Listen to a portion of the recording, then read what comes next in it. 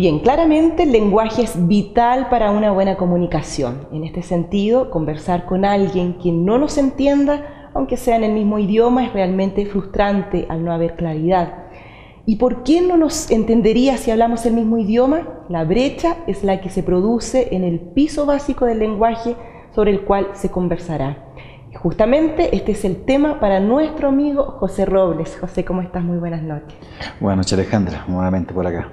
Bueno, explícanos un poquito más, ¿en qué consiste esta brecha?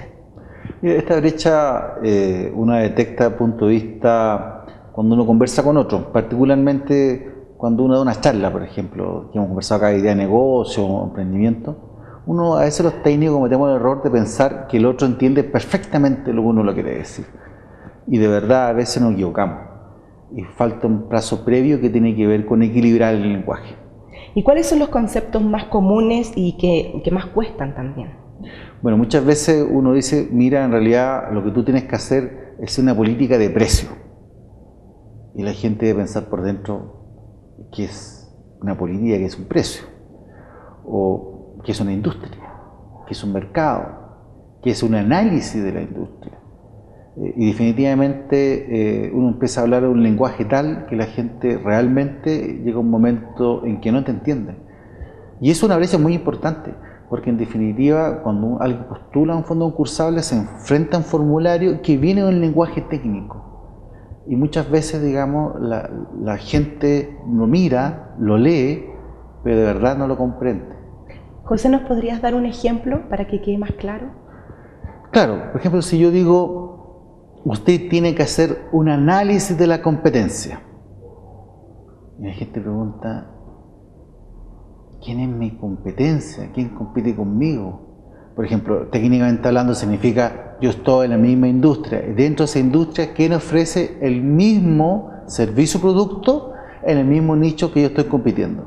O sea, son conceptos pequeños que quizás la persona o el emprendedor no entiende de lo que se está hablando. Pero lo sabe. Okay. Pero lo sabe. O sea, yo le pregunto a una persona de manera sencilla, le digo, a ver, dentro de lo que tú haces, ¿quién más hace lo mismo? Ah, mira, esta persona hace lo mismo y vendemos casi lo mismo. Bueno, ellos son sus competidores. Ah, a eso se refiere. Entonces, no es que la persona no lo sepa. El problema es que el lenguaje que nosotros le colocamos provoca una barrera. ¿Y cuál es el aporte que están haciendo ustedes como Centro de Desarrollo de Negocios? Bueno, cuando nosotros detectamos esto, lo que estamos haciendo ahora es cambiar la metodología que nos permitan, como dices tú, hacerlo más cercano, más sencillo, mucho más fácil. Y lo primero es decirle a la gente que esto puede pasar, y si pasa, que por favor veamos dónde está la brecha. Yo hoy día, por ejemplo, en la mañana le preguntaba a alguien, ¿usted entiende adecuadamente? Y me dijo, la verdad, ciertas cosas sí, ciertas cosas no. Y conversamos este tema, derechamente. Y nos dijo, mira, en realidad ahora entiendo por qué no entiendo. José, pero cuando tú estás con una persona, con una sola persona, me imagino yo que es más fácil utilizar el lenguaje dependiendo con quién estés, pero cuando se hace en grupo, cuando hay muchas personas, ¿cómo lo hacen?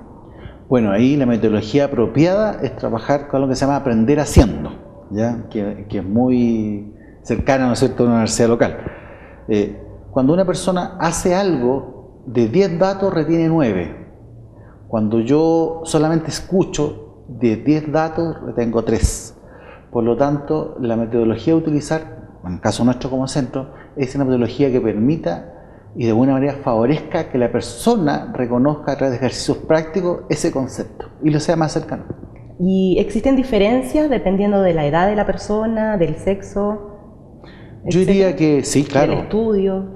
Bueno, y de hecho una cifra que uno siempre escucha dice, bueno, si el 70% del promedio, ¿no es cierto?, un chileno le cuesta comprender lo que lee, imagínate si esa misma cifra yo lo llevo a lo técnico.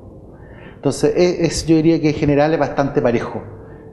Sin duda, con una perspectiva de género uno tiene que tener una mirada distinta, ¿ya? Particularmente cuando uno trabaja con mujeres en particular, digamos, porque hemos conversado, ¿no es cierto?, que existe una brecha particular en ese ámbito.